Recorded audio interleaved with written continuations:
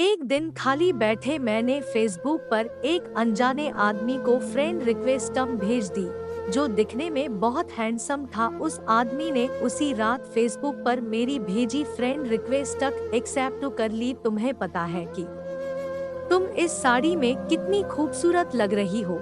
उसने मैसेज किया, थैंक्स, मुझे भी तुम्हारी डीपी अच्छी लगी। इसी तरह हमने बातें करनी शुरू कर दी। मुझे पता था कि वह 39 साल का शादीशुदा आदमी है, जो 2 बच्चों का बाप भी है। इन सब चीजों के बाद भी हमने अपनी बातें शुरू कर दी। इतना ही नहीं, हमने अपना नंबर भी एक दूसरे के साथ बदल लिया। देखते ही देखते हम एक दूसरे के करीब आ गए और एक दूसरे के बेस्ट फ्रेंड बन गए। फेसबुक पर हम एक दूसरे के साथ बहुत ज्यादा बातें करने लगे और सोशल मीडिया पर ज्यादा से ज्यादा समय बिताने लगे।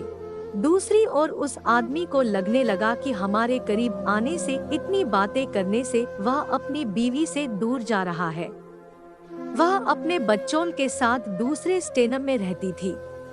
वह मुझसे बोलता था कि अभी पता नहीं, मैं सारा दिन तुम्हारे बारे में ही सोचता रहता हूँ। मुझे अफसोस है इस बात पर। मैं नेचर से काफी शर्मीली थी। मेरे काफी अच्छे दोस्त भी थे, लेकिन मुहाफिज जैसा दोस्तस होना काफी स्पेशल था मेरे लिए। 1 महीने की चैटिंग के बाद हमने इसका टिपिंग करना भी शुरू कर दिया। हम उस पर बातें कम और एक दूसरे को घंटों निहारा ज्यादा करते थे। एक रात वह मेरे साथ वीडियो कॉल पर था। उसने बोला कि ऐसे देखते देखते कहीं प्यासा ना हो जाए। खैर, अब हम रोज ही वीडियो कॉल करने लग गए। हम इतने पास आ चुके थे कि अब हम एक रियल कपल की तरह बिहेव करने लगे थे। हम रोमांस करते, एक दूसरे को चिढ़ाते और थोड़ी लड़ाइयाँ भी करते। कहने का मतलब था कि एक 17 साल की लड़की को 39 साल के आदमी से प्यार हो गया था।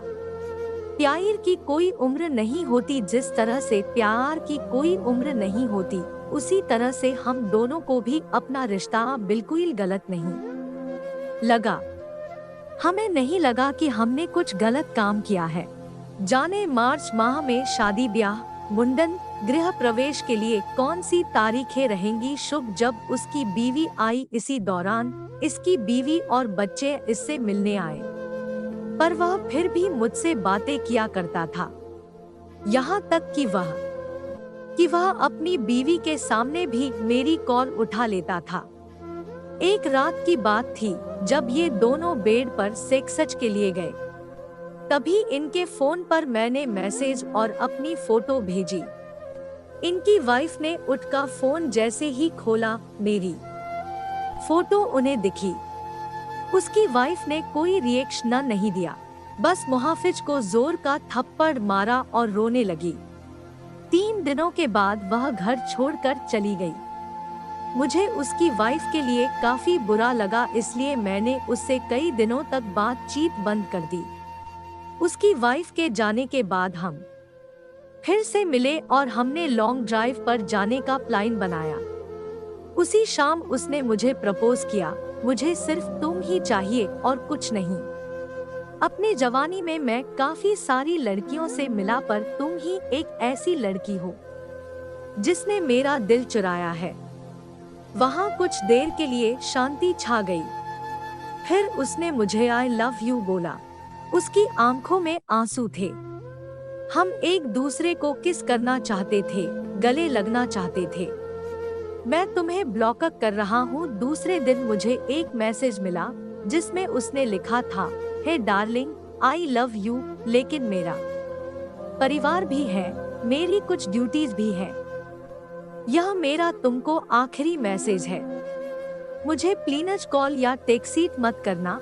मैं तुम्हें ब्लॉक कर रहा हूँ। मुझे ऐसा लगा कि मानो मैं शादी के बाद विधवा बन गई हूँ। मैं बुरी तरह से टूट चुकी थी, काफी परेशान थी।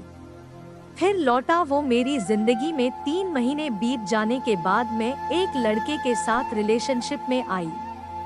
एक दिन मेरे पास किसी दूसरे नंबर से मुहाफिज का मैसेज आया, बानी, इज दैट यू?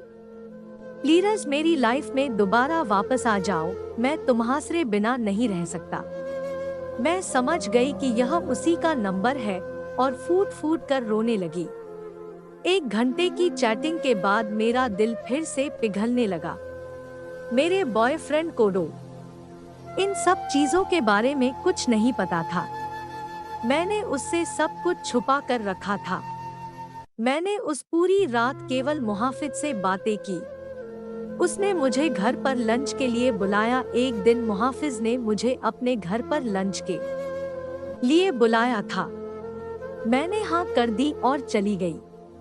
घर जाकर मैंने देखा कि वह खाली था और वहाँ केवल मुहाफिज के कोई नहीं था। उसने मुझे अंदर बुलाकर फ्रेश होने के लिए बुलाया।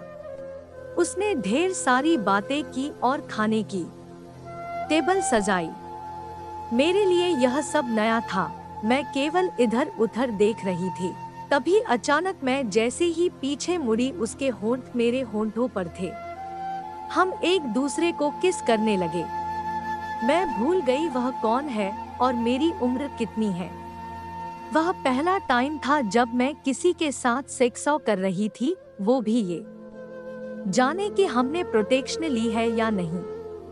अपने प्यार के नाम की वर्जिनिटी। तभी मुझे दर्द का एहसास हुआ और मैंने अपनी वर्जिनिटी उसे दे दी जिससे मैं बेहद प्यार करती थी। मैं उसी दर्द भरी हालत में घर वापस आ गई। दूसरे दिन मुझे काफी अच्छा महसूस हो रहा था। अब मुझे पूरी तरह से एहसास हो चुका था कि वह मुझे कभी नहीं छोड़ेगा।